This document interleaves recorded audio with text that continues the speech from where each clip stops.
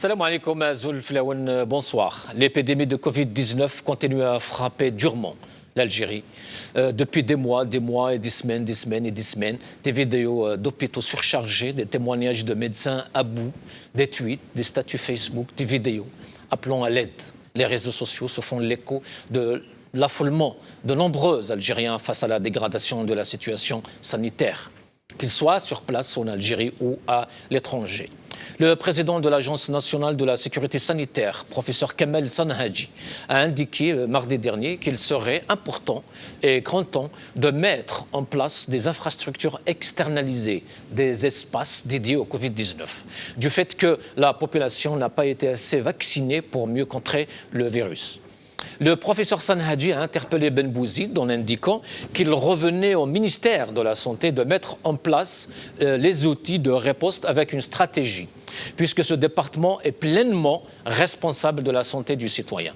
Il y a une situation fortement dramatique. Il sera important et grand temps de mettre en place des infrastructures externalisées, des espaces dédiés spécialement au Covid-19, car nous n'avons pas assez vaccinés, a-t-il préconisé sur les ondes de la chaîne 3 de la radio nationale. D'un autre côté, il faut souligner aussi que l'Algérie fait face à une nouvelle vague de coronavirus, les plus virulentes par cause de l'avènement de variant Delta.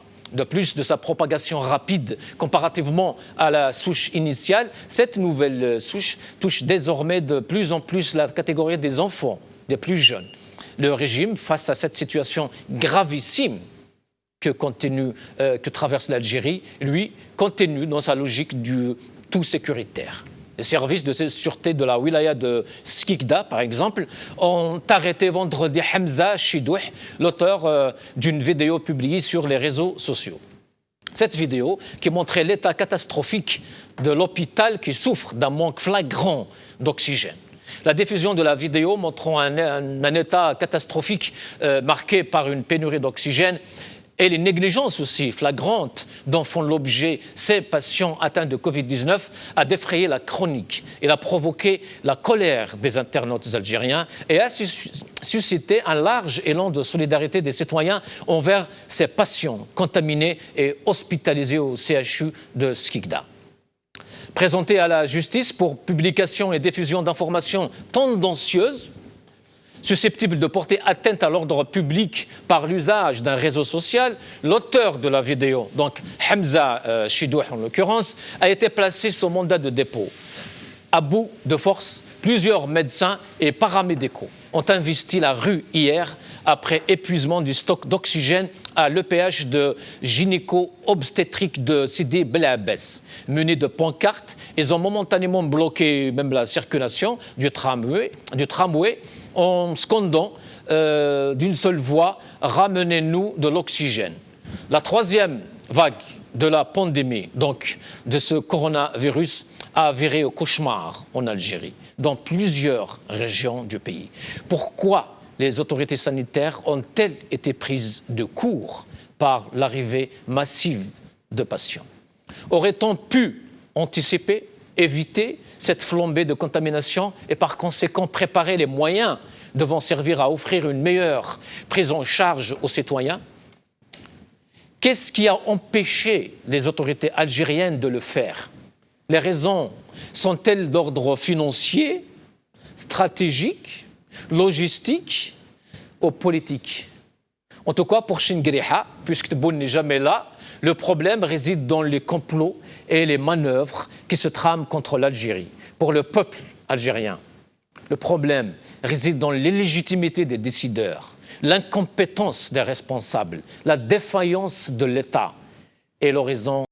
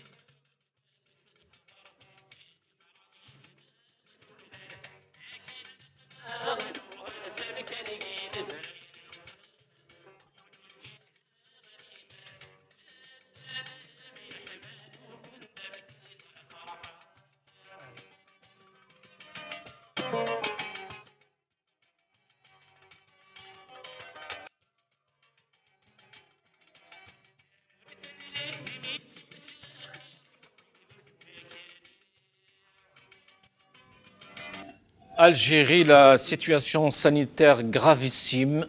Et pour en parler, j'ai le plaisir d'accueillir ici sur le plateau M. Idir Onoran, analyste politique. Idir Onoran, bonsoir. Azoul Marhababik. Bonsoir Azoul, salam, merci pour votre invitation. Merci à vous. Avec nous aussi Yahya Makhyouba, militant politique du mouvement de Rachad. Yahya Makhyouba, bonsoir. Azoul Marhababik. Azoul Filaouen, bonsoir. Marhababik. Shukran. Avec nous aussi Abdelrahim Moussawer, militant politique. Azoul, bonsoir. Marhababik. Bonsoir Hossein, bonsoir aux téléspectateurs de Magharibia. Merci pour l'invitation. Avec nous aussi depuis Alger, Nabila Smaïl, avocate, activiste politique, et docteur Tariq Arab, médecin, spécialiste en anesthésie et réanimation. On commence ici sur le plateau. Idir Onoran, situation sanitaire gravissime. À qui incombe la responsabilité? La responsabilité incombe à l'État, c'est une évidence. Au-delà de la fatalité que l'État qui ne voudrait pas justement entendre c'est-à-dire cette question. Oui, dans un standard normal, il y a des patients, quand il y a une épidémie, qui décèdent. C'est dû à l'âge, c'est dû à la comorbidité, un malade multitaré, ça peut arriver, ça rentre dans le cadre de la fatalité. Oui. Mais quand il y a des décès qui sont inhérents, qui sont actés, que c'est dû à un manque d'oxygène, l'État est responsable. Et ce que je voulais dire de manière... non pas pour polémiquer, parce qu'il y a trop de malheurs en Algérie, il y a trop de douleurs en Algérie. D'ailleurs, je présente mes condoléances comme ça en tant que citoyen à l'ensemble des familles qui ont été éplorées, qui ont perdu leurs frères, qui leurs pères, et leurs amis. C'est de voir dans quelle mesure, si nous partons du principe que dans un cadre juridique, l'État est une personne morale, c'est déposer plainte contre l'État. C'est une défaillance grave, il s'agit de vie humaine. Il ne s'agit pas d'un décès qui rentrerait dans le cadre d'une complication ou dans des standards normaux où les services de réa travaillent normalement. Et est-ce qu'il n'y aurait pas une coordination après enquête des familles, des associations qui peuvent faire monter des dossiers et mettre l'État, non pas pour... L'État, c'est une personne morale. Pour situer les responsabilités, ça c'est le premier élément. Le deuxième élément, dire comment ça n'a pas pu fonctionner normalement avec tous les moyens que l'État a à sa disposition. Oui. C'est une question qui, pour moi, est d'une importance capitale. On ne peut pas laisser les choses aller comme ça. Ça relève de la, ça relève de la trahison, quelque part. Yahya Makhyouba, la même question avant de passer à autre chose. La responsabilité, comme disait M. Onoran, de l'État, ou de ce qui reste de l'État, oui, est entière. On a vu quelques commentaires, ou beaucoup de commentaires sur Facebook, où les gens se mobilisent, les Algériens à l'étranger et à l'intérieur du pays se mobilisent pour organiser des quêtes afin de venir en aide au système sanitaire aujourd'hui qui croule sous cette épidémie. Les gens serait, j'espère, acheminé à bon port. Je l'espère aussi, on va en parler après. Il disait que maintenant on doit organiser des quêtes afin d'aider les hôpitaux algériens, mais juste après on doit faire une quête nationale afin d'acheter un État. Oui, ça peut faire rire, mais on en est là. C'est qu'un État aujourd'hui, on ne pourrait pas le trouver malheureusement chez Alibaba ou Amazon ou Le Bon Coin ou même Wedknis. Mais on en arrive là, c'est que l'État est absent. Il est défaillant. Et en même temps, on va en revenir plus tard avec vos questions, bien sûr. On nous parle de mots amarat, etc. Oui. Ça, c'est l'armée qui parle. Enfin, c'est l'armée qui parle en tout cas. C'est le chef de l'armée. C'est le chef de l'armée qui parle comme ça. Parce que l'armée, c'est pas tout le monde qui est pareil, c'est pas tout le monde qui est au même degré de responsabilité. Voilà. C'est le chef de l'armée. Voilà. Moi, je parle du chef de l'armée, c'est lui qui est responsable de ses paroles. On a l'impression que ce monsieur vit dans l'au-delà. C'est qu'un des classés X-Rise, l'au-delà du réel. Dans l'au-delà du réel. Le réel, par manque d'oxygène. Les gens, les familles souffrent par manque d'eau. Les gens meurent dans des hôpitaux et chez eux par délestage d'électricité. Il n'y a pas que l'oxygène qui tue. Qui manque. Il y a ça et puis l'électricité. Moi, je connais quelqu'un qui a 49 ans, que je connais personnellement, qui est décédé à Rouiba parce qu'il était chez lui. Il était sous respiration artificielle avec l'aide d'un concentrateur d'oxygène. Oui. Tellement il y a eu de coupures dans la journée que ses poumons n'ont pas tenu, il est décédé. Il y a une unité de production d'oxygène sanitaire à Médéa, 6 heures de délestage électrique. On a attendu 48 heures pour redémarrer l'usine, parce qu'il faut nettoyer toute la tuyauterie, parce qu'ils n'ont pas un filtrateur automatique comme celui qui existe à l'Intgaz Argaya. Et tout ça fait que, mais qu'est-ce que l'électricité, mais qu'est-ce le main, mais qu'est-ce l'oxygène, on a envie de leur dire, à Shingriha et Teboun, wesh kayin, faites le bled, qu'est-ce que vous savez faire? À part des discours complotistes, à part acheter des armes, qu'est-ce que vous savez faire à côté de cela? On va, je pense, développer cela tout au long de cette émission. Abdelrahim Moussawer, les responsables justement algériens qui se jettent un peu la responsabilité en ce moment. On a vu Ben Bouzid avant-hier et hier aussi qui dit que la situation est maîtrisée. Il y a un manque, il n'a même pas d'ailleurs dit qu'il y a un manque, avoué qu'il y a un manque d'oxygène. Aujourd'hui, on a le professeur San Hadji qui dit clairement que la situation est fortement dramatique. Après, je pense que San Hadji, il est dans son domaine. Oui. C'est un professeur, il est dans son domaine, c'est tout à fait normal. Les constats qu'il fait sur le terrain, le manque d'oxygène, manque de moyens, ne serait-ce que rudimentaires pour le secteur sanitaire, pour faire face. Oui. Hier, tu as parlé tout à l'heure de ce mouvement des médecins et du personnel hospitalier à Skikda, je pense. Oui, à Skikda. Et à Ouqas, à côté de chez moi, les médecins, les infirmiers sont sortis dans la rue parce qu'il n'y avait plus de moyens, même des gants, même on parle pas de concentrateur d'oxygène, on parle pas d'oxygène, on parle des moyens les plus simples. Ils n'existent plus dans les hôpitaux. C'est ça que c'est à partir de là qu'on se pose la question, où est l'État? Est-ce qu'il en existe un État en Algérie? Après, on a un pouvoir qui est présent partout, lorsqu'il s'agit d'arrestation, lorsqu'il s'agit de la répression, des libertés et tout, mais lorsqu'il s'agit de défendre les intérêts du peuple, lorsqu'il s'agit de faire face à cette pandémie, là où même les pays les plus industrialisés, les puissances mondiales ont reconnu leur défaillance. Là, nous avons un régime qui vit dans une schizophrénie, comme quoi tout va bien. Un régime, Inch'Allah. On va régler, Inch'Allah, on va ramener, Inch'Allah, même aujourd'hui, je tiens voilà, à rendre hommage et puis Al-Mouta, tous ces morts à cause de la Covid. Et puis le chanteur Mhenna Ouzayed, qui est l'une des légendes de la chanson kabyle, notamment dans les années 80. Moi, je ne l'ai pas connu autant que ceux que Matoub, Miglet et tout, mais avec sa mélodie. D'ailleurs, il a rejoint sa maman qui est décédée, je pense, hier à cause de la Covid. Oui. Il a rejoint, en tout cas. Saïd Helmi, ce matin, il y a beaucoup de militants. Sophia de Bougie aussi, une militante. Oui, il y a quelques minutes, oui. On va voir les images de quelques personnes qui sont décédées. Oui. Moussawer, continue. Je voulais dire seulement que là, nous sommes dans une situation dramatique où le peuple n'est livré qu'à lui-même. Il est livré à lui-même. D'ailleurs, ces tentatives, enfin, toutes ces cagnottes, toute cette solidarité nationale, quelque part c'est un instinct de survie. C'est ça. Oui. C'est un instinct de survie. Un pays qui avait plus de 1000 milliards de dollars dans les caisses, qui n'arrive même pas à avoir des concentrateurs d'oxygène. Oui. À 400 à 500 euros pièce. Ouais. Franchement, il y a beaucoup de choses à dire. Et à la fois, on est un peu dépassé. Oui. Juste rebondir ce que disait notre jeune ami militant politique, c'est qu'au-delà de l'argent, l'argent, ça peut se trouver dans des cas d'urgence. Dans des cas d'urgence, ça peut se trouver. On n'a pas de problème d'argent. Je crois que là où il faut noter oui.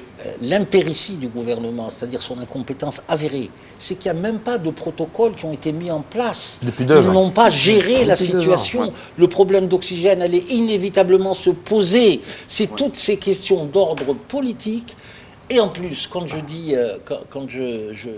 il faudra bien que des gens rendent des comptes. Oui. Comme pour l'affaire Pegasus, il faudra bien qu'il y ait une enquête et qu'ils disent comment ça a pu être rendu possible. Ça, c'est le minimum. 6 000 responsables soient écoutés.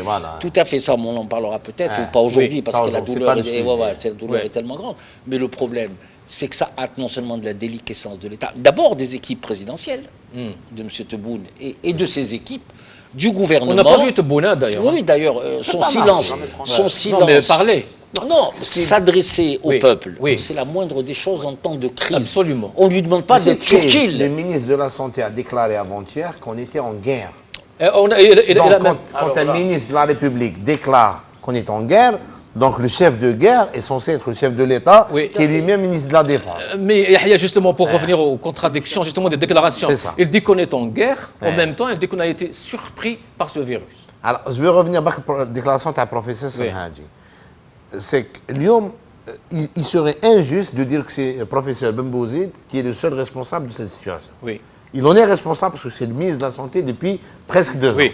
Mais le secteur sanitaire en Algérie, comme tous les secteurs, ont eu à leur tête que des gens médiocres,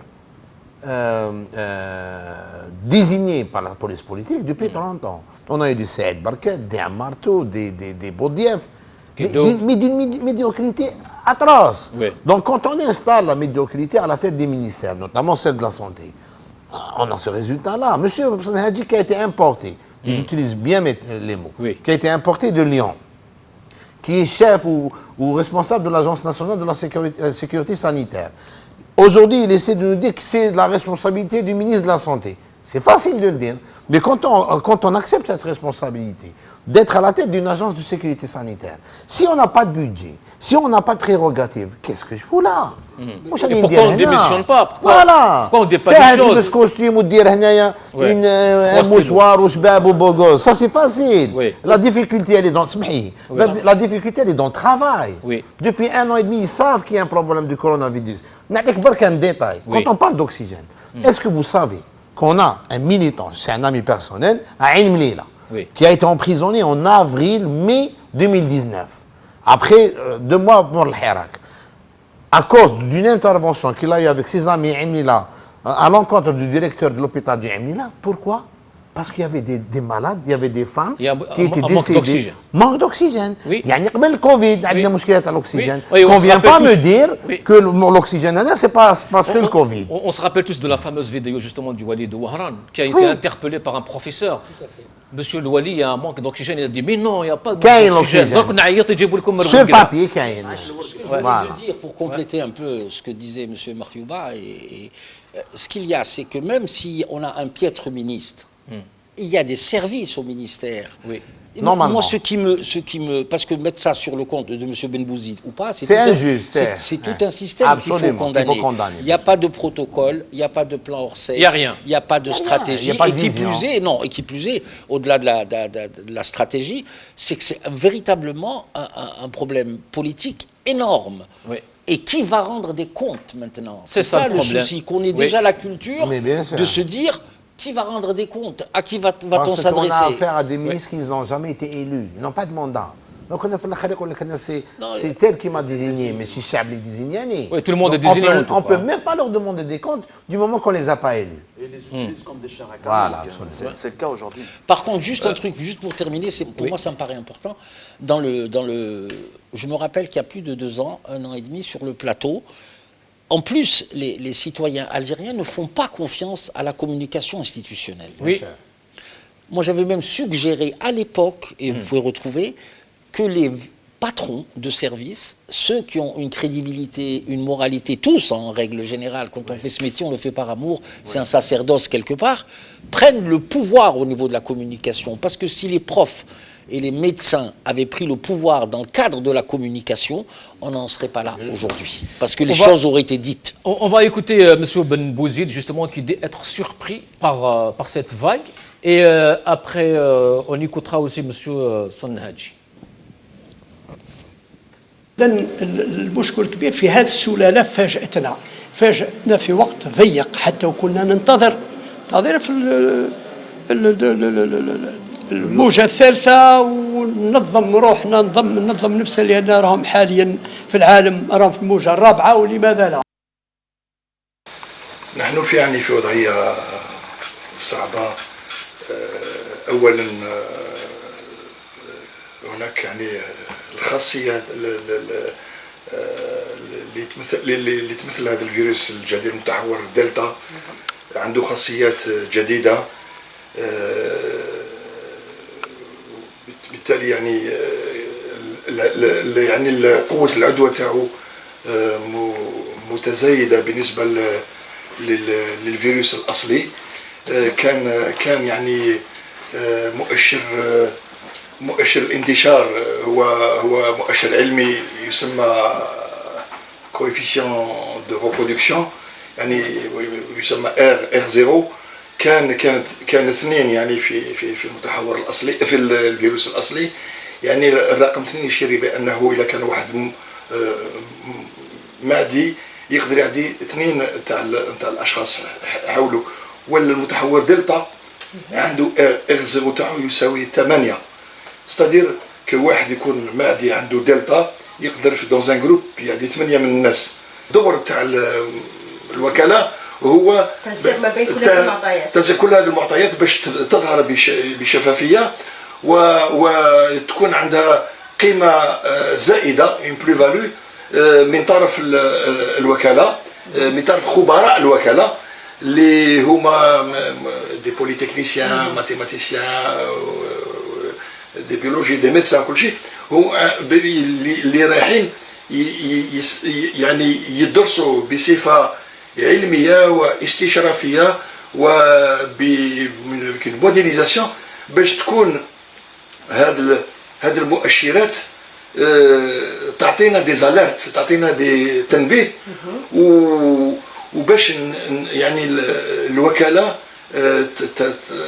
تقوم وترفع بقرارات هي مقربه، هي تابعه لرئاسه الجمهوريه لرئيس الجمهوريه باش ياخذ القرارات السياديه. اكيد يعني ما كناش في يعني في الخفاء، ولكن كما قلت اللي يتكلم كثير هو يشتغل اقل، واللي ما يتكلمش كثير ربما يكون يشتغل اكثر وبقوه. C'est à mourir de rire. Un commentaire? Non, bien sûr, il se permet كما قال خونا مصور انه دوني une leçon de morale، يعني يقول لك اللي ما يهضرش بزاف ça veut dire انا كنت نخدم. OK. Vous êtes là pour donner des alertes. Qu'est-ce que vous avez fait? Il est en train de dire que c'est le ministère et cette boule, c'est pas moi. Ça fait presque 2 ans que le Covid est connu. Tout le monde parlait de 3e vague. En Europe, tout le monde. Oui. Le Delta a commencé en Inde depuis 3 mois. Oui. Qu'est-ce qu'ils ont attendu? Il y avait 2 choses à faire. Doubler la production nationale d'oxygène sanitaire, et c'est facile. Équiper les EPH, les centrales de production, les équiper de centrales de production qui coûtent 1,8 milliard de centimes, يعني 80 000 à 90 000 dollars, qui نشريو 100 centrales, ونيكيبيو 100 EPH, des petits hôpitaux, les réservoirs, des réseaux sanitaires de distribution d'oxygène, كي تخلع حتلقى لنا 5 مليون دولار كي تكون فيها الرشوه راك تعرف الجزائر. ما عندناش 5 مليون دولار. Mais c'est qui prend ces décisions? Celui qui est censé prendre ces décisions, نهار كامل هو يدير في لي زافير، يلبس كوستيم كرافاطه لي بروبليم دو ميرس، ونهار كامل هم يعسوا في الفيسبوك شكون يكتب والحراك شكون يكتب دوله مدنيه ماشي عسكري. هذا ما كان. Avec nous Nabila Smaïl, avocate activiste politique de PLG. Nabila Smaïl, bonjour. Azul Flam. Allô, bonsoir, Azul Flaouen. Bonsoir. Nabila Smaïl, alors la situation est vraiment sanitaire gravissime ou c'est El Maghribia qui exagère? Écoutez, le Maghribia est en train d'analyser ce qu'on lui envoie, mais moi je dois parler de ce que je vis. Oui. C'est horrible. C'est horrible dans la mesure où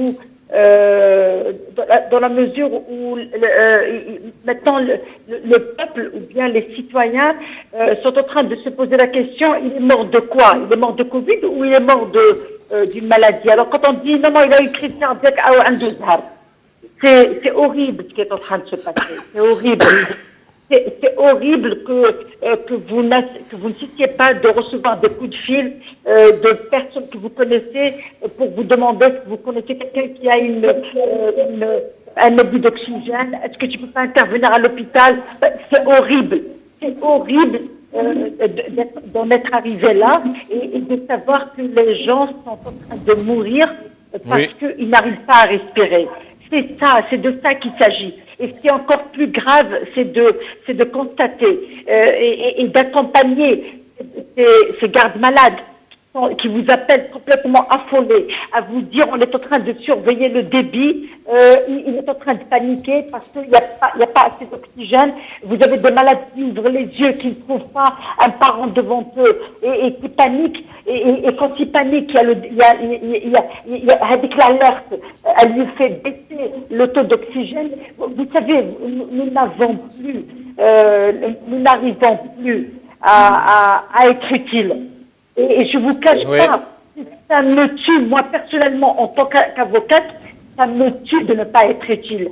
Parce que quand il s'agissait de ramasser de l'argent, tout le monde, est venu pour se rendre utile. Mais quand vous écoutez le garde-malade qui vous dit que je ne peux plus rien faire, il est en train de partir, ou là, elle est en train de partir, moi je me dis, ça vous rend, vous sentez, vous êtes, vous et le néant, c'est la même chose. Vous vous sentez inutile. Alors, qu'est-ce que je dois dire d'un pouvoir qui est là depuis 62 et qui n'a pas été foutu de réaliser le nombre d'hôpitaux qu'il faut pour sauver la population. Qu'est-ce que je dois dire, moi, devant ces gens-là qui ont le pouvoir depuis 1962 et qui n'ont pas été capables de mettre à l'abri du besoin un peuple qui n'est pas, c'est pas 45 millions d'habitants, c'est pas immense, c'est pas une population ingérable, c'est 45 millions d'habitants concentrés dans le nord et quand nous n'avons même pas 33 CHU à travers tout le territoire national, au moment où au Canada, il y a plus de 1300 hôpitaux universitaires pour une population qui est desservie presque à domicile, j'ai envie de dire عيب عليهم عيب نلحق نعرف باللي الناس راهي تدخل للحبس parce qu'elle a dévoilé, elle a démasqué des abus et une mauvaise gestion et on ne met pas en prison des gens qui détournent des camions d'oxygène. Ça, c'est une catastrophe. Allô? Allô? Oui, madame, oui. Je perds mes mots quand je trouve qu'il y a un double langage entre un ministre. Pour moi, Ben Bouzid, c'est un médecin, c'est un professeur. Il a hérité d'un secteur où il y a eu trop de trafic, trop d'argent. On se rappelle de Boudief quand l'ascenseur. On se rappelle de Boudief qui disait nous avons le meilleur système sanitaire en Afrique. Nous sommes les premiers. Mais c'est un héritage. Mais c'est l'héritage de. C'est un héritage. Oui, c'est un héritage, mais il faut quand même les mettre peut-être face à leurs responsabilités aussi, ces gens. Ils sont face à leurs responsabilités. Le peuple ne peut pas leur pardonner. Le peuple ne va jamais leur pardonner cette dernière catastrophe. Le peuple ne va pas leur pardonner la petite Sonia qui est morte le barah. On ne va pas leur pardonner les parents qui sont morts, les cousins qui sont morts, le voisin, le petit cafetier, le petit commerçant du côté du coin qui était en bonne santé. Maintenant, vous allez me dire c'est une pandémie mondiale, mais tout le monde s'est mobilisé pour sauver sa population. Un haut conseil de sécurité pour nous parler des élections. Ça, c'est une indécence. C'est de l'indécence. J'appellerais ça de l'indécence. Tout le monde s'attendait à ce que le Haut Conseil de sécurité décide de mettre à la disposition des tentes militaires, des médecins militaires. Ils vont faire des hôpitaux itinérants. Ils vont faire quelque chose. Le Conseil de sécurité, justement, Madame Nabila Smaïl, s'est réuni ce matin. Justement, il parle des élections au mois de novembre. Mais c'est ce que je dis. Alors c'est un conseil c'est un conseil de sécurité. Quand on a vu des décisions d'un gouvernement. Donc si le président s'est réuni avec le Haut Conseil de sécurité, je ne vois pas, avec les décisions qu'ils ont prises par rapport à nous allons recevoir 1000 appareils d'oxygène, 6000 3000 qui vont arriver aujourd'hui, les autres la semaine prochaine. On va mettre un dispositif pour la lutte contre les feux de forêt. On va mettre un nouveau dispositif pour poursuivre ceux qui sont en train de faire des fake news et des vidéos pour alarmer tout le monde. Mais tout ça, ça devrait sortir d'un conseil des ministres, pas Haut Conseil de sécurité. Le Haut Conseil de sécurité, il a d'autres prérogatives beaucoup plus sérieuses, beaucoup plus importantes, et c'est la sécurité. Donc, qui gouverne dans ce pays? Quand on a une crise sanitaire, il n'y a pas de gouvernement qui part en congé, il n'y a pas de Sénat qui part en congé. Il y a une autre question, Madame Nabila Smaïl. Pourquoi Tebboune a tout son temps justement pour se réunir avec Chengriha, le Conseil de sécurité, et n'a pas le temps pour s'adresser à la nation? Mais parce qu'il ne peut pas s'adresser à la nation. Il en veut à ce peuple qu'il n'a pas élu. Il lui en veut. Vous savez, il y a un problème de gouvernance dans ce pays. Voilà ce qui se passe. Nous ne savons plus qui gouverne dans ce pays, et c'est là la gravité, justement. C'est ça qui menace la stabilité du pays. Alors, on nous bourre avec des discours d'ennemis extérieurs, de menaces, d'ennemis, de complots. Et le peuple est en train de mourir pour manque d'oxygène. L'urgence, c'est ça. L'urgence, c'est de concentrer toutes les institutions de l'État pour gérer cette pandémie, pour gérer cette catastrophe et ce manque d'oxygène. Quand vous avez un Snahadji et vous avez des médecins qu'on a au bout du fil qui nous disent que c'est pas la Covid qui tue, cette forme de Covid, elle est contagieuse. Ce qui tue, c'est le manque d'oxygène. Quand vous avez des médecins qui vous disent ça, qu'est-ce qu'ils attendent? Vous savez, quand on voit qu'il y a eu un manque d'oxygène, on a contacté les directeurs d'hôpitaux, on a contacté des amis partout. Pourquoi il y a un manque d'oxygène? Ils nous disent parce qu'il y a trop de demandes. Il y a trop de malades qui affluent sur les hôpitaux. Bon, d'accord. Et quelle est la solution? Ils nous proposent des solutions. Pourquoi on ne les associe pas dans la prise de décision? Pourquoi on ne consacre pas un couloir dans les autoroutes pour faire passer les camions qui transportent l'oxygène? Pourquoi on ne fait pas accompagner les convois d'oxygène par les motards, par la gendarmerie? Pourquoi les forces de sécurité surveillent les publications sur Facebook et n'accompagnent pas, ils ne sécurisent pas les camions de sécurité, les camions d'oxygène? Pourquoi, je lis moi dans les réseaux sociaux, il y a des témoignages que des camions qui transportaient des obus d'oxygène ont été détournés et que les gens sont agressés pour qu'on enlève les obus pour le prendre à leurs proches. Mais c'est tout ça qu'il faut prévoir, c'est tout ça qu'il faut sécuriser pour être sûr que l'oxygène arrive à bon port, il arrive chez les personnes qui en ont besoin. Moi j'entends مكافحة حرائق الغابات وحرائق هذه في القلوب شكون يكافحهم؟ الحرائق هذه dans les cœurs. الناس راهي تبكي tous les jours. الناس راهي tout le monde a peur. Nous sommes dans une panique générale, pas à cause de la Covid, c'est à cause de se laisser aller, du fait de savoir qu'il n'y a plus rien. Ils ont détruit l'État avec ces institutions. Oui, restez avec nous, Madame Nabila Smaïl. Je reviens vers vous. Avec nous, le docteur Tariq Arab. Docteur, bonsoir. Azoul, Aslama. Allô Azoul, salam alaikum. Merci pour l'invitation de Maghribia. Je salue tous les téléspectateurs et j'ai bien écouté notre avocate Nabila Smaïl qui a vraiment exprimé ce que j'ai envie d'exprimer aussi, sincèrement. Je comprends son ras-le-bol, je comprends son coup de gueule. Oui. Et ma pensée, elle va directement vers les victimes, Rabbi yarhamhum, de ce Covid, que ce soit les citoyens, que ce soit les médecins ou le personnel paramédical.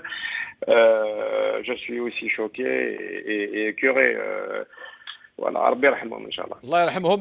Docteur, vous êtes en France, vous voyez comment on se prend justement avec cette maladie, comment on gère, comment on réagit, la question de l'oxygène, comment il est facile, il est partout, il est disponible.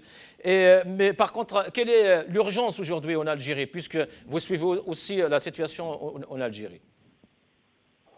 Bon, la situation sanitaire, elle est comme je vois, elle est assez catastrophique. Ce qui se passe est très inquiétant. Donc, comment je vois les choses? Donc, il n'y a pas que l'oxygène, à mon sens, parce que le Covid grave n'est pas traité qu'avec de l'oxygène. Donc, il faut mettre en route des corticoïdes, il faut mettre en route des antibiotiques, il faut mettre en route des anticoagulants. Oui.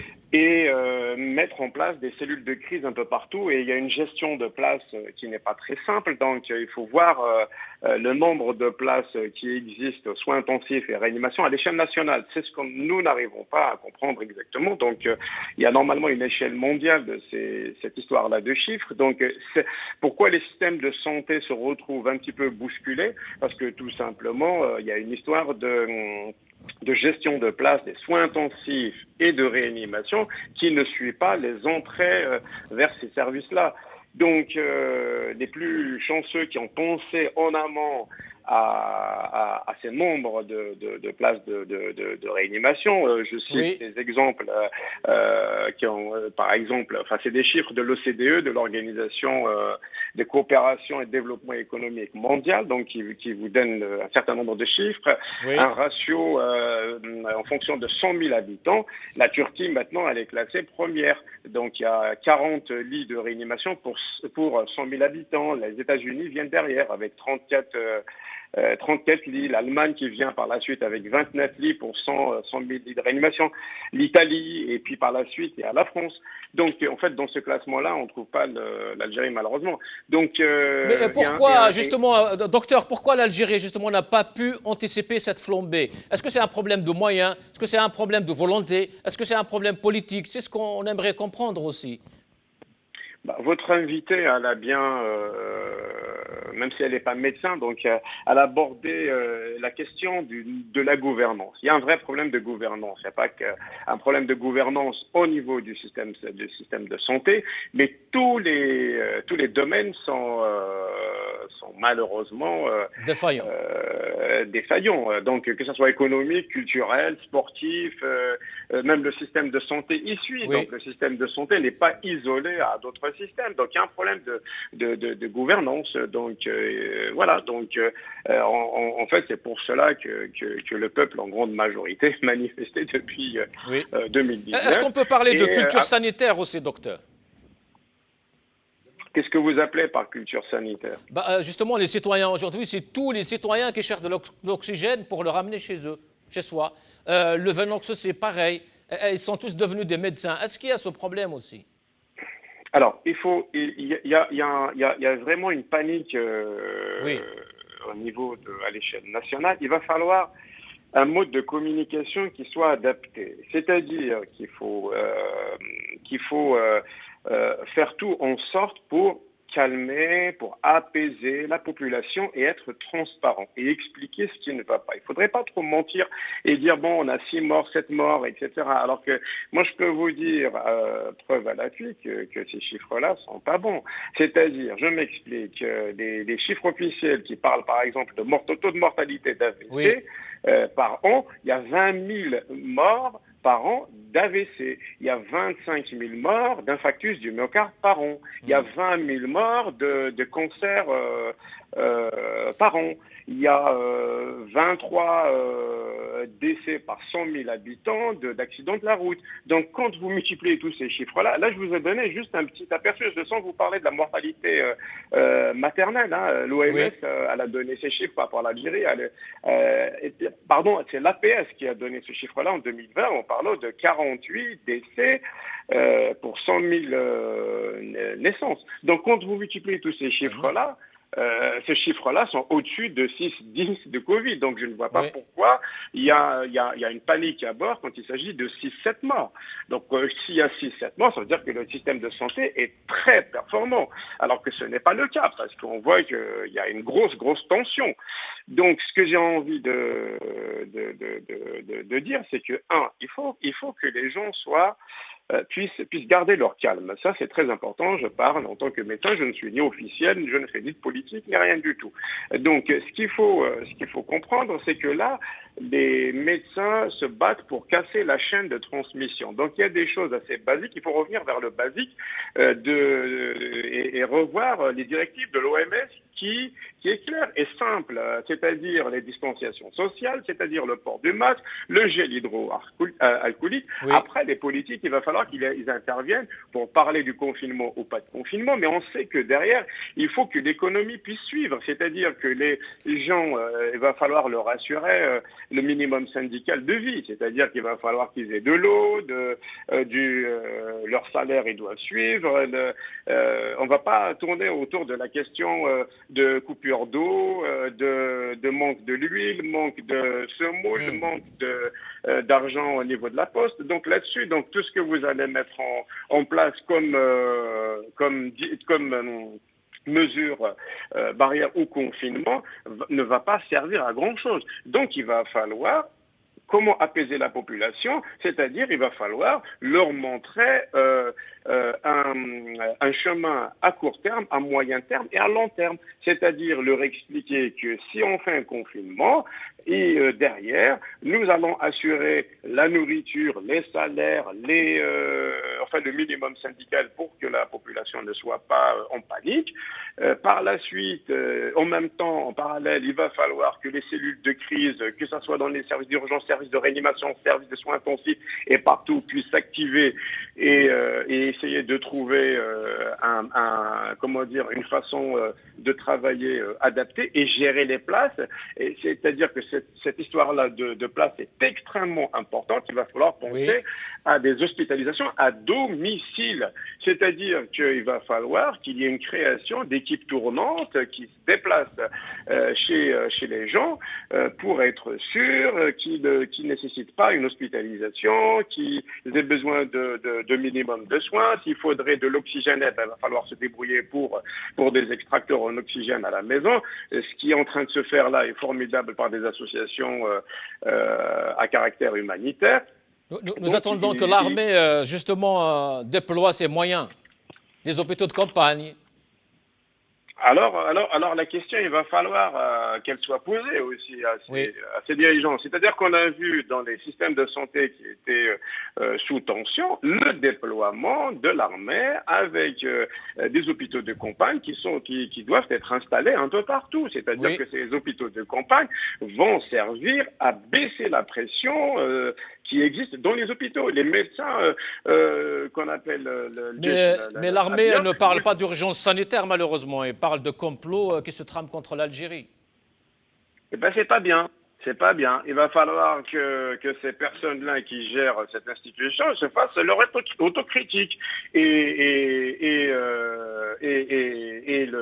L'Adou el-Khariji, c'est le Covid actuellement. Et donc, toute cette philosophie de l'Adou el-Khariji qui existe depuis 62, on en est arrivé. Donc, l'Adou el-Khariji, il est là. C'est un ennemi qui est invisible. Il va falloir trouver des solutions pour combattre cet ennemi extérieur. Et pour combattre cet ennemi extérieur, il va falloir maintenant montrer les muscles qu'on voudrait voir, sachant que le budget de l'armée, si je ne me trompe pas, il dépasse les 12 milliards. Donc ces 12 milliards, ils vont quelque part. Non, c'est pour protéger le peuple. Donc le peuple, il est maintenant, comme disait Maître Nabil Asmaïl, c'est de la non-assistance à un peuple en danger. Donc il faut tout faire pour sauver ce peuple-là. Dernière question, docteur, quels sont vos conseils justement aux gens qui nous regardent? Alors, il va falloir rester calme. Il va falloir suivre les directives de l'OMS. Les directives de l'OMS, je ne vais pas revenir là-dessus. Les villes, les villages, les quartiers doivent s'organiser. Maintenant, si l'État intervient pour aider la population, tant mieux. Si les populations commencent à anticiper sans vent de panique, c'est-à-dire si les associations à caractère humanitaire dans toutes les villes, les mosquées peuvent commencer déjà à organiser, le couffin comme le couffin de Ramadan. À ce moment-là, les personnes qui seront confinées à la maison, c'est juste une proposition, qui sont confinées à la maison, il y aura des passages de ces personnes-là bénévoles pour leur apporter de l'eau, de tout ce qui est nécessaire pour le minimum syndical. C'est le conseil que je donne. Par la suite, il va falloir il faut absolument laisser les médecins, les infirmiers les gens honnêtes travailler dans le calme et surtout ne pas trop les irriter, ne pas trop les bousculer. Ils essayent de travailler dans le calme, mais on leur met vraiment des coups de pression et ils finiront par craquer. Donc moi je pense surtout à leur repos, il va falloir qu'ils s'organisent pour qu'il y ait des équipes tournantes pour qu'ils puissent se reposer, et là-dessus l'État doit intervenir pour ouvrir des hôtels ou ouvrir les mosquées par exemple pour leur offrir un repos. Voilà, et pour qu'il puisse y avoir des équipes qui puissent travailler dans le calme, dans la sérénité, mais en même temps, il faut leur donner les moyens qu'il faut. C'est-à-dire que le gel hydroalcoolique, il faut qu'il soit partout. Il ne faudrait pas qu'il y ait des coupures d'eau quand un médecin finit sa garde. Vous comprenez? Donc voilà les conseils. Merci, docteur. À une prochaine fois, Inch'Allah. Merci. Merci. Oui. Oui. C'est la culture du bilan et la culture des protocoles suivis et des étapes. Il ne s'agissait pas de... Quand vous nous parlez de l'OMS, la plupart des médecins algériens, que ce soit les épidémiologues, que ce soit ceux des maladies infectieuses, savent tout ça. Il y a des associations qui font le job sur le terrain. Quand vous parlez de communication, c'est une communication institutionnelle parce que le citoyen algérien ne se reconnaît pas dans l'État. Donc il ne peut pas avoir confiance dans cette communication institutionnelle. C'était les médecins et les profs de médecine, les grands mandarins guillemets, qui auraient dû prendre la communication et prendre le pouvoir au niveau de la communication. C'est toutes ces questions-là qui auraient intéressé, à mon sens, le débat. Je suis pas là pour, on n'est pas là pour remettre en cause le professionnalisme, le diplôme d'un professeur Senhadji. Du moment que c'est un professeur en médecine, mais chez un qui a fait des études de droit, qui va juger la compétence de professeur Senhadji dans le domaine de la médecine. Ça ne serait pas logique et je n'ai aucune compétence pour le faire. Aucune expertise. Voilà, ni expertise ni compétence. Mais je peux parler de la compétence gestionnaire. Oui, politique. Voilà, politique. C'est quand on est à la tête d'une agence pareille, il faut regarder le bilan avec le Covid-19. Ça veut dire qu'on occupe un poste politique. Politique, mais bien sûr. Mais tout poste public est un poste politique. Le poste de ministre, c'est un poste politique dans les pays qui se respectent. Mais absolument. Alors, aujourd'hui, le professeur Senhadji, avec son agence, est défaillant. Le ministère de la Santé est défaillant. Le ministère ou le secrétariat d'État à la production pharmaceutique est défaillant, etc. Aujourd'hui, on a un problème de l'Ovenox, par exemple. Anticoagulant, ما كانش ولا لازم لك معرفه باش تجيبو. Donc à quoi ça sert de créer un secrétariat d'État à l'échelle d'un ministère et de le doter d'un budget pour se retrouver un an et demi après le Covid avec des problèmes pareils. Il y a aussi, سامحني برك دقيقه idéal. C'est pour je voulais signaler برك qu'il y a une absence et là je me pose la question علاش كاين certains directeurs d'hôpitaux, qu'un certain surveillant général d'hôpitaux, ils sont complètement absents. Je tiens à vous dire que le DSP, le directeur de la santé publique d'Oran, on a fait le téléphone depuis 48 heures. Est-ce qu'il y a un téléphone? Il répond à personne, sous prétexte que c'est l'Ouali qui gère. Donc, علاش عندي un DSP qui n'a pas l'Ouali géré, ou علاش qu'il y a un directeur de santé publique? Je veux rendre hommage à une personne. C'est dysfonctionnement. Parce que quand on dit dysfonctionnement, il y a un atraf. Qui me le pourrissement aussi. Oui. Parce que je sens quelques larbins du régime, de l'État profond sur les réseaux sociaux, qui parlent depuis 48 heures et qui demandent à aller vers l'état d'urgence. Oui. L'état d'urgence, pourquoi faire? Et on nous donne l'exemple de l'Australie. Si c'est état d'urgence sanitaire, mais on n'est pas un État démocratique comme l'Australie. Si c'est pour affronter le Covid-19, je veux bien. Mais si c'est pour régler des problèmes politiques, non. Ah ben on l'a vu à Skikda justement avec l'arrestation du jeune. C'est juste pour abonder, où vous voulez intervenir pendant que tu parlais, c'est que c'est pas un secrétariat d'État à l'industrie pharmaceutique, c'est un ministère de plein droit maintenant. Il a ses attributions et ministre de l'industrie. Sinon, pourquoi on ne parle pas à l'échelle nationale, comme disait le docteur? Le problème est normalement posé à l'échelle nationale. On parle d'Alger pour le moment, on parle de la Kabylie, d'Oran, un peu de l'Ouest. Pourquoi on ne parle pas des villes intérieures? Peut-être les morts sont... on ne peut même pas les compter là-bas. Le chiffre que j'ai eu il y a ce problème aussi. De plusieurs médecins qui estiment le nombre de morts à 1000 morts par jour les dernières 72 heures. Il y a un autre souci, c'est que depuis... C'est l'hécatombe. C'est l'hécatombe, bien sûr. On y a plus que l'Italie fin juin 2020, juillet 2020. Oui. Parce que la première vague en Italie, ils sont arrivés au maximum à 800, si vous vous souvenez. Oui. Il y a un autre problème, c'est que si vous remarquez bien, les chiffres communiqués par le ministère de la Santé, le nombre de contaminations est à la baisse. Vous savez pourquoi? Parce qu'il n'y a plus de PCR. Voilà, il n'y a plus de tests. Donc quand on ne teste plus ou on teste moins... On n'a pas les chiffres. Voilà. Et pourquoi ils ne sont pas gratuits aussi, les tests, hein? Déjà, quand on ne teste pas beaucoup, on a très peu de chances d'avoir des chiffres corrects, je veux dire. Bonsoir. Moi, ce que je voulais dire, c'est vraiment pas pour tirer sur l'ambulance, hein, parce que la situation actuelle nous dépasse de tous les citoyens. Peut-être il y a moins de communication par rapport à d'autres wilayas, mais je pense qu'elles vivent la même situation. Hein. C'est pas centré seulement à Oran, Kabylie, Alger, l'Est, c'est toutes les wilayas d'Algérie. Après, peut-être les moyens de communication ne sont pas forcément les mêmes. Et là, je reviens une semaine avant, la semaine passée, il y avait... Chengeriha qui a fait un discours, il parlait de l'Qouwa al-Iqlimiya, il parlait de l'armée, il parlait des armes, comme quoi l'Algérie est tenue, elle est obligée d'acheter des armes, elle est obligée de se renforcer parce qu'elle occupe une place stratégique en Afrique du Nord, au Maghreb.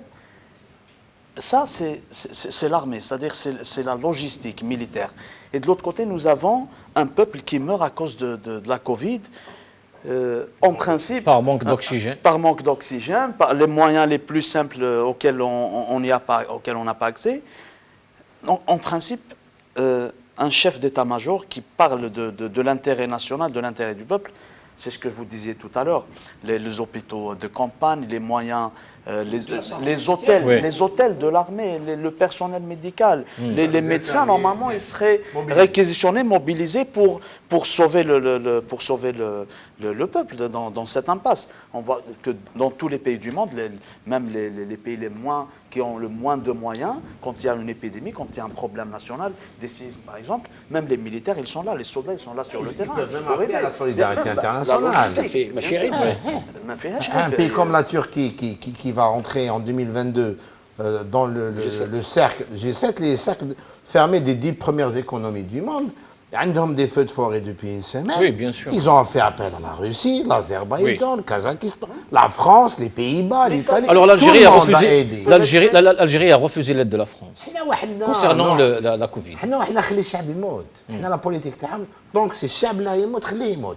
هما كي يمرضوا يروحوا للألمان. هما يروحوا للعناجة, ils ont tout. D'ailleurs, je voulais pas citer un exemple. L'absence de Tebboune. Quand il y avait le président Polisario, qui a été évacué vers Alger depuis l'Espagne, il a trouvé le temps, lui et Chengeriha, d'aller le voir à l'hôpital. D'accord. Où الشعب اللي راه يموت في l'hôpital Mustapha, l'hôpital Mayo. Mais pas que Tebboune, il y a les ministres. Est-ce que le ministre de la Santé, on ne l'a pas vu, il n'a pas bougé d'Alger, ni à Mrnia, il n'a pas bougé d'Alger, ni à Tizi, ni à nulle part. C'est une situation exceptionnelle que vit tout le peuple algérien. On aurait attendu du président de la République un discours à la nation au minimum. Oui. Pour rassurer. Pas pour des raisons qui lui sont propres. Le chef du gouvernement, au moins. Oui. Mais là, c'est justement cette défi, cette. On a substitué le Conseil supérieur, le Conseil national de la sécurité au gouvernement. Oui. L'IOM, c'est le Mjlis al-Amn qui se réunit à la place, alors que c'est des prérogatives du gouvernement, comme disait.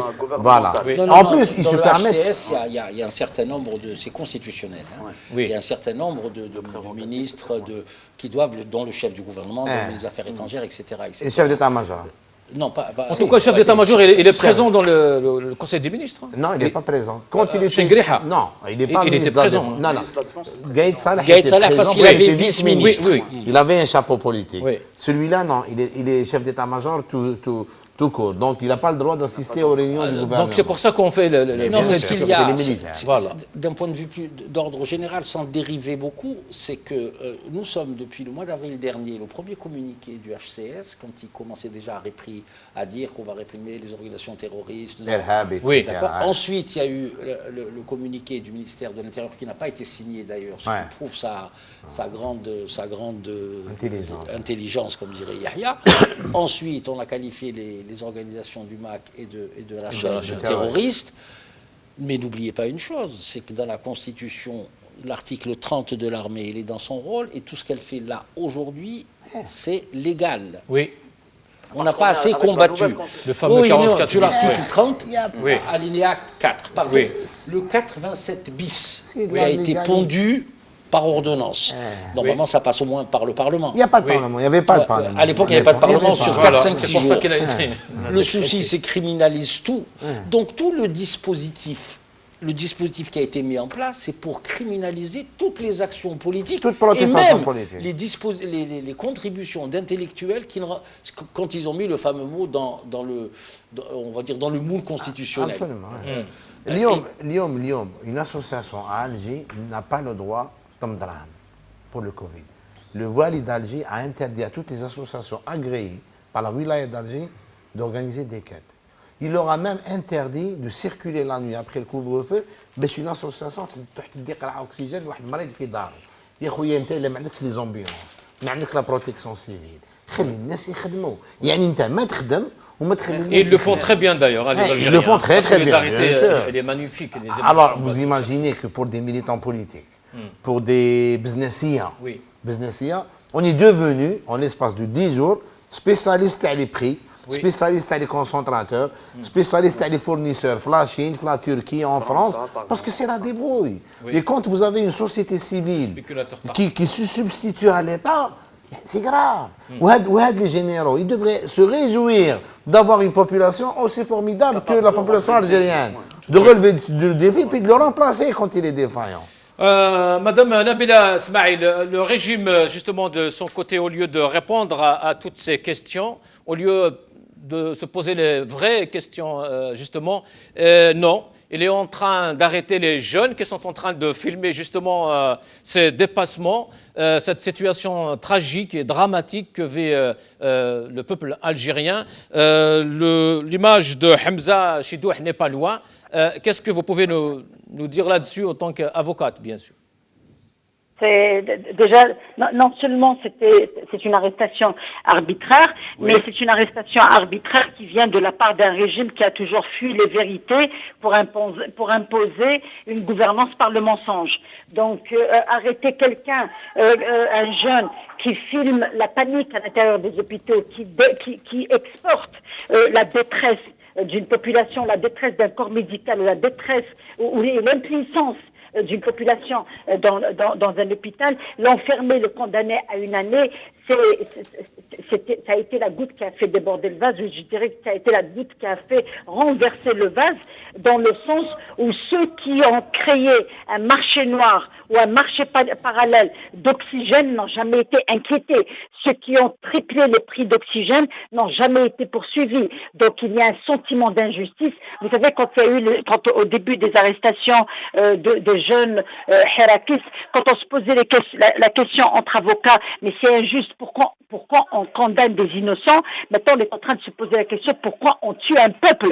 Parce que là, ils sont en train de tuer un peuple en empêchant toute forme de solidarité qui ne soit pas contrôlée ou récupérée. Il y a eu l'élan de solidarité en Kabylie. 2 jours après, il y a une dame, la madame Ben Hbilis, qui vient pleurnicher sur les plateaux de télévision pour dire qu'on veut m'enlever mon croissant rouge. Mais c'est extraordinaire à quel point ce pouvoir s'est mis en tête l'obligation et la tâche meurtrière de tout vouloir contrôler.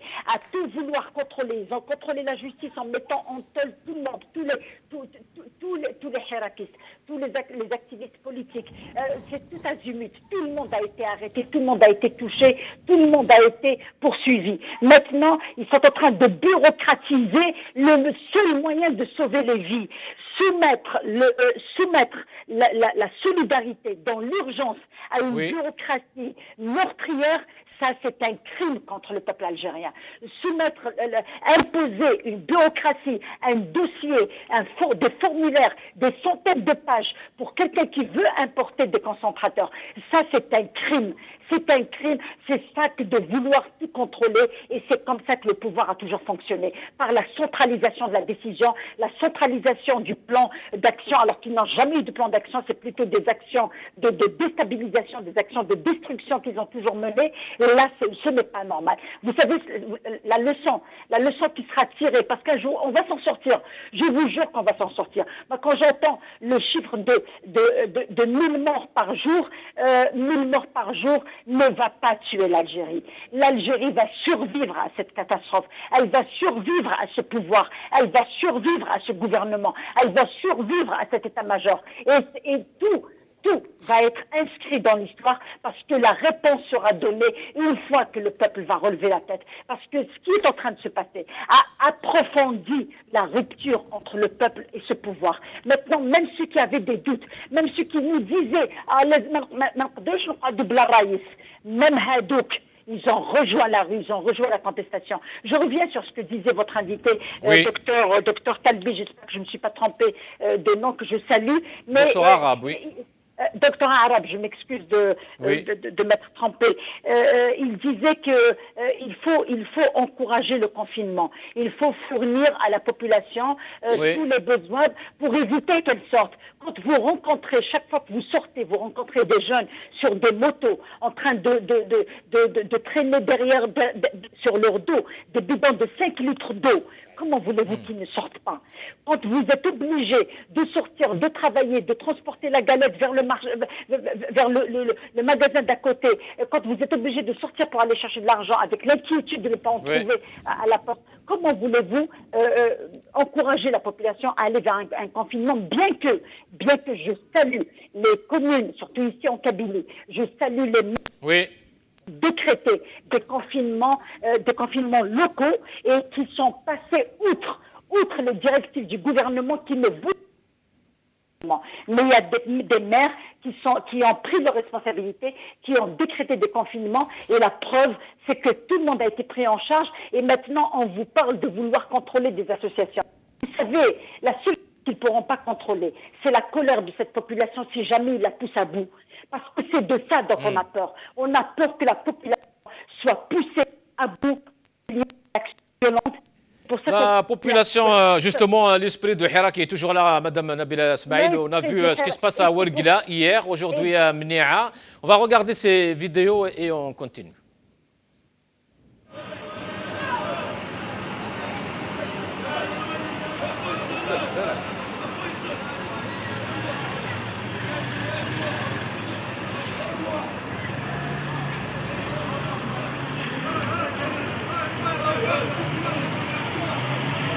هذا الوالي ما عرفناش اسكو هذا فارس اسكو عنده جنرالات عنده عصابه والشباب شباب عاقل انتم وصلتم لهذا الشيء عطبقوا الاولاد يخرجوا الاولاد الطريق راه مفتوحه ونتناقشوا على الامور الاخرى الا كان ماكش قادر على شقك خلي بلاصتك لان الجزائر ملك الجميع الوالي ولايه غرداء اسكو راه حبس وراك حمد وين هذه دوين الوالي ولايه غرداء راك في الولايه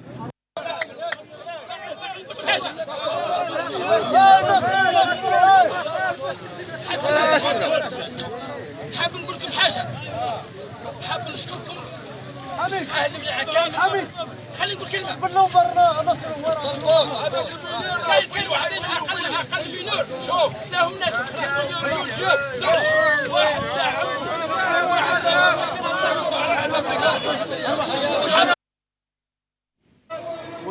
هذه في عن البيضاء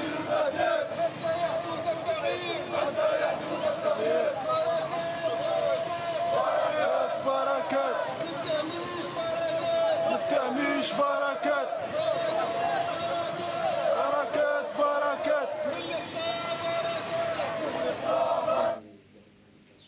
Nabila Smaïl, c'est à vous. Nabila Smaïl? Non, on l'a perdu. On a perdu Nabila Smaïl. Idir Ounour. Le peuple est toujours dans la rue pour une Algérie meilleure, justement. Oui, il est toujours dans la rue, mais je pense que les moyens de lutte doivent changer. On doit penser à faire autre chose. On ne peut plus rester sur le côté statique du Hirak, à marcher, à revendiquer. Il serait temps que l'opposition et tous les mouvements qui sont patriotiques à la base, qui s'inscrivent dans une démarche de solution, pas de problème, puissent se réunir et décliner, pas une feuille de route, parce que ça c'est un terme aussi qui a été galvaudé, mais essayer de converger sur des éléments constitutifs de la construction d'un projet alternatif, démocratique, social, etc., afin qu'on puisse déjà commencer à avoir l'horizon qui se lève un peu. À partir de ce moment-là, une fois que le projet est en construction, élaborer, penser comment construire les rapports de force. La vérité, elle est là aussi. Il y a des questions fondamentales qui sont de l'infrapolitique. On ne peut pas les dire ici, c'est comme ça. Mais il faut y penser tout de suite. Il faut y penser tout de suite. Quand vous voyez, au-delà de la répression indifférenciée qui s'observe sur les citoyens, au-delà de la gabegie, de l'impéritie du gouvernement, au-delà de tout ça, on ne peut pas laisser en l'état ce pays. Ce n'est pas possible. Oui. Donc il faut essayer comment construire un projet tous ensemble. Et comment le construire? D'abord construire la transition, autour de quelles valeurs? C'est important aussi, de la citoyenneté. Je crois que tout le monde peut se retrouver sur la citoyenneté. Après, une fois de la démocratie, des libertés individuelles, collectives, etc., à partir de ce moment-là, nous avons le choix. Je dis ça comme ça, c'est soit on passe par l'élection de l'Assemblée constituante, d'où sera élu le président, sera un président de transition d'abord, ou alors passer à l'élection présidentielle et ensuite l'Assemblée constituante. Il y a plusieurs cas de figure. Comment arriver à structurer à la fois, dans le cadre de la transition, le champ politique, le champ sociétal, le champ social, sur quelle force sociale les politiques doivent s'appuyer, les syndicats leur donner la liberté. Mais c'est des questions qui nous intéressent et qui doivent nous agiter. Moi, ces histoires et l'armée, il faut à tout prix, je parle du commandement militaire, qu'elle fasse sa mutation et qu'elle accepte la subordination de l'armée au pouvoir politique. C'est tout ce qu'on demande. On ne dit pas que ça va se faire en un jour, mais au moins tracer le calendrier. Commencer. Voilà, commencer, montrer sa bonne foi. C'est pour ça que je dis souvent que l'armée doit implicitement entamer sa mutation. Sans ça c'est le blocage. Est-ce que l'urgence sanitaire prime sur ce genre de discours politique? Non. Je termine comme ça après. L'urgence sanitaire, évidemment, il y a trop de malheurs. Il y a trop de douleurs dans le pays. On est tous atteints à un degré ou à un autre, par un ami, par un parent. Évidemment que c'est la solidarité citoyenne, c'est la solidarité interrégionale, quand c'est possible, c'est la solidarité régionale. C'est tout ça qui doit primer pour le moment. Et Yahya l'a dit tout à l'heure, c'est finalement la société, c'est même pas la société, c'est la conscience citoyenne. C'est la société civile. Il y en a qui sont beaucoup clientélisés. C'est les citoyens qui ont pris en charge et qui sont substitués à l'État. Ça, il faut l'analyser aussi.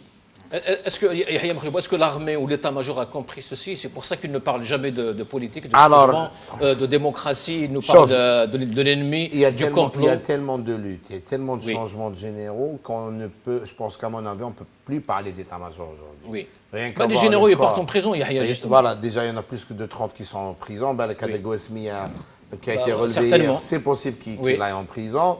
On ne sait pas qui en prison qui. Voilà. Maintenant, on peut parler du chef de l'armée, qui est responsable moralement et politiquement de cette armée, et puis de la situation en Algérie, parce qu'il s'est substitué au peuple dans ses discours, il s'est substitué au peuple en désignant cette assemblée qui n'est pas élue, il s'est substitué au peuple en désignant Tebboune le 12-12 de 2019, etc. Donc, il en est, lui, et Feu Gaïd Salah, responsable en qualifiant des Algériens de terroristes. De terroristes, ce que veut dire rien, on paye les choix politiques du commandement militaire. On les paye. Maintenant, quand vous me dites qu'il y a l'urgence sanitaire, qui m'appelle, c'est aider, maintenant l'urgence c'est la solidarité. C'est la solidarité du peuple algérien envers lui-même. Et alhamdoulilah, il est là. Alhamdoulilah, je demande pas une chose aux autorités politiques et civiles, au Wali, au chef d'aéra, la douane, de ne pas bloquer les appareils au niveau des ports et des aéroports. Je demande à Air Algérie d'affréter des avions pour qu'on puisse ramener ces appareils en 24 heures au lieu d'une semaine, parce qu'un bateau entre Istanbul et Skikda fait 6 jours, entre Istanbul et Alger fait 10 jours, etc. Donc, ça c'est l'urgence. Mais me dire que la chose politique doit être oubliée ou au deuxième degré, non. Parce que si aujourd'hui on est devant cette urgence du coronavirus, on vivra d'autres catastrophes dans 6 mois. L'urgence, c'est la preuve en est justement, les gens qui sont sur le terrain aujourd'hui pour mener tout ça, la solidarité, toutes ces campagnes, c'est des jeunes du Hirak. La plupart, c'est 80% de les gens en contact avec c'est des gens qui sont Hirak de différentes obédiences. Il n'y a pas une seule obédience et Dieu merci, et c'est cela l'Algérie, la diversité de ce pays. Maintenant, c'est à Chingria, et aux généraux décideurs, parce que ce n'est pas tous les généraux qui décident, et à Tebboune d'engager le pays dans une transition politique démocratique. Parler aujourd'hui d'une réunion du Conseil de sécurité pour organiser des élections locales à la fin de l'année, au mois de novembre. Ça relève de la folie. Au-delà du réel. D'autant plus que la constitution libérale, il y a 6 mois de cela, ne permet à aucun responsable politique algérien, même le chef de l'État, il n'a pas le droit de dissoudre des assemblées locales. S'il y a un article qui lui permet de dissoudre l'Assemblée nationale, il n'a pas le droit constitutionnellement, il n'a pas le droit de dissoudre des assemblées locales que leur mandat est classé en octobre 2022. Donc il interdit une constitution باش تفيوليها 6 mois après وتجي تقول لي الجزائر الجديده واحد ما يمنك. Continuer comme ça, c'est le suicide. Et cela relève, cela relève de la responsabilité de l'état-major et des chefs militaires. Abdelrahim Moussaouer, justement, Chingri Hayer parlait de l'Algérie nouvelle. Nous sommes sur la bonne voie. Nous avançons doucement, mais sûrement. Qu'est-ce que vous en dites? Le peuple est en train de mourir. Un pur mensonge. Ça a toujours été le cas. Le pouvoir algérien, il a toujours été connu pour avancer des mensonges d'État. C'est des mensonges d'État. Au moment où l'état sanitaire du pays se trouve peut-être dans l'une des phases les plus difficiles, vous avez un haut conseil de sécurité qui décide de la date des élections, comme s'il n'y avait pas de crise sanitaire actuelle, qui parle même de l'emprisonnement des personnes qui auraient filmé, qui auraient publié c'est une décision du HCS. Et Dieu sait qu'il va y en avoir d'autres jeunes. Bien sûr, c'est une façon de dire que l'État est défaillant, vous n'avez pas le droit. Tout à l'heure, tu parlais de la communication. C'est vrai, celui qui détient la communication détient la force, détient le pouvoir. Donc, on aurait aimé que dans tous les secteurs, qu'il y ait des rapports, qu'il y ait une communication qui serait faite par des personnes respectables, des personnes qui font leur boulot. Là, on est face à une situation où c'est le peuple qui s'organise. Vous avez vu récemment ce qui s'est passé à Séblablès. Moi, je ne reproche pas aux citoyens qui ont détourné. Vous savez, c'est tous les Algériens, sur les 48 wilayas, c'est l'instinct de survie. L'instinct de survie fait que un camion d'oxygène qui passe devant chez toi, tu essaies au maximum de sauver tes parents. Oui, malheureusement. Par contre, le pouvoir, il sait bien, le régime en place, il sait bien que cette crise sanitaire à laquelle il n'a pas pu faire face avec des politiques sanitaires, des stratégies comme il le faut, il sait bien que plus tard, dès que le peuple sort, Inch'Allah, de cette crise, il va y avoir un autre débat, celui de la continuité d'une lutte contre le régime et tout. Donc, qu'est-ce qu'il veut faire? Il veut transformer cette lutte verticale entre le peuple et le pouvoir vers une lutte horizontale c'est ça ce qu'il veut faire, malheureusement. Et là, je pense que depuis des années, il y a eu des tentatives d'apaisement, des tentatives de discussion, de débat politique, de dialogue. Le régime il a fait la sourde oreille, il a toujours fait la sourde oreille, il n'a prononcé aucune volonté de changer. Moi, personnellement, d'aller vers un changement. Je pense que si un jour on arrive c'est-à-dire à un point où ce pouvoir accepte de dialoguer, de négocier, c'est que la mobilisation, elle doit être forte. Aujourd'hui, dans l'état actuel, ni Tebboune ni Chingriha n'acceptera de s'asseoir. On est en pleine crise sanitaire et on attend à ce que ce régime, ce pouvoir, s'assoie sur une table de négociation. Il ne va pas le faire. Donc, ce qu'il faut faire... Alors, quelle est l'urgence aujourd'hui? C'est la dernière question, dernier tour de l'écran. Quelle est l'urgence aujourd'hui? Ce que je viens de dire, alors que nos compatriotes vivent une crise sanitaire, on ne sait jamais. Chacun d'entre nous, je sais qu'on est... On est un peu dépassé, on ne veut même pas regarder le téléphone, se connecter sur Facebook parce qu'on ne sait jamais ce qu'on va. Il y a trop de morts. Absolument. L'urgence alors, c'est par rapport au peuple justement, comme disait. Le peuple, quoi qu'on l'a tous dit autour de la table, c'est qu'ils continuent à être solidaires les uns des autres. On ne peut pas construire ce pays dans la crise parce qu'au sans jeu de mots pour l'armée, on est au son du canon là. C'est-à-dire le pays, on est au son du canon. C'est-à-dire il y a trop de drames, il y a trop de... Bon. Il faut à un moment ou à un autre tirer les conclusions et situer les responsabilités. Ça ne peut pas passer comme octobre 88, comme 2001, comme tout ça. C'est plus jamais pareil. C'est pour ça que beaucoup d'entre nous, même d'obédience, le projet de Yahya, c'est pas le mien, c'est pas le sien. Ça paraît évident. Ce que je veux dire, c'est qu'on est d'accord sur une chose, sur une justice transitionnelle. Donc ça, c'est... Donc quand vous me dites ça, par rapport à ce qui se fait, tu as évoqué là tout de suite la communication. Tu sais, dans tout corps, je parle de mouvement, de parti, d'association, même dans une famille, Il y a deux vecteurs, c'est ta capacité à t'organiser et à communiquer. C'est les deux grands vecteurs. Je voulais juste dire quelque chose sur le commandement militaire, parce qu'il ne peut pas s'exonérer de ce que le peuple algérien vit aujourd'hui, parce que c'est lui qui a choisi, dans sa petite zone de confort, la voie constitutionnelle après la démission de M. Bouteflika. Oui. Alors que l'ensemble du peuple exige une transition, une remise à niveau, démission forcée, hein. Mais par justement le contenu d'une partie de la Constitution, encore une fois l'article 30, parce que là ça doit être un cheval de bataille, et le 87 bis bien après pour museler encore plus la société civile et les contributions académiques, je suis au regret de dire, c'est que l'armée, avec ces deux ça, contrôle l'État sans contrôle démocratique. Absolument. C'est une incohérence extraordinaire. Je voulais juste terminer. Et par rapport aux prisonniers, justement, qui ont été transportés à Alger, c'est quoi l'histoire? Moi, justement, j'exprime publiquement, et je l'ai déjà exprimé, ma solidarité avec M. Hamou Boumdine, Hussein Azem, Bouaziz Aïd Chebib, Bessa Boussad et M. Amar Khoja. Alors aujourd'hui, le tribunal de Dra al-Mizan s'est dessaisi de l'affaire au profit du tribunal de Sidi Mahamoud. Donc on est très bien comment ça fonctionne. On va déplacer probablement les détenus vers la prison d'Al-Harrach ou Koléa dans le meilleur des cas. On les éloigne de leur famille. Troisièmement, c'est une décision inique, le dossier est vide. Ça rentre dans le cadre de la fabrique d'un ennemi intérieur. Ils ont choisi le MAC de manière irrachète. En ce qui concerne ces militants, c'est des militants, il y en a qui sont souverainistes, il y en a qui sont pour un système fédéral, et nous sommes libres dans notre pays de dire qu'on veut un changement institutionnel. Les gens qui veulent porter ce projet sont libres. Ni attaquent à l'unité supposée nationale, alors que c'est eux les premiers qui sont contre l'unité nationale. C'est surtout que le mouvement AKEL a levé même la couverture politique de ces militants. Mais ça c'est d'ordre. Oui, ça on peut en parler, mais disons, c'est concernant M. Bouaziz. Et puis les gens ne comprennent pas, c'est qu'en Kabylie, il y a des autonomistes qui militent. Moi, je milite pour un système d'État unitaire régionalisé. Un système de région avec des autonomies régionales. Décentralisation, Non, décentralisation. Je suis contre le jacobinisme parce qu'on est un pays continent, on ne peut pas. C'est pas l'objet.